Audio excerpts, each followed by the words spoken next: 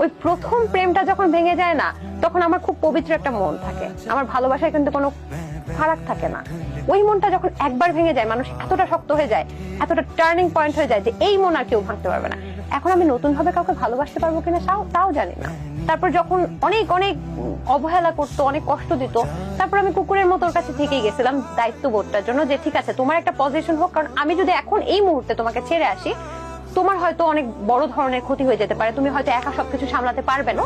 ওর বিয়ে হয়ে গেছে, এখন একটা বাচ্চা আছে, ওর একটা সুন্দর লাইফ দেখতে পাচ্ছি যে ও এখন ওর বাচ্চা নিয়ে, বউ নিয়ে হ্যাপি আছে। এটাই তো দেখতে চেয়েছিলাম। যে কিন্তু আমি কিন্তু নামটাও চেঞ্জ করেছি ওর জন্য, আমার নাম কিন্তু অনন্যা। আচ্ছা, আমি যখন ওর থেকে প্রচন্ড কষ্ট পেলাম এবং ও আমাকে অনন্যা ডাকতো, তো তখন আমি এই নাম রাখবো না।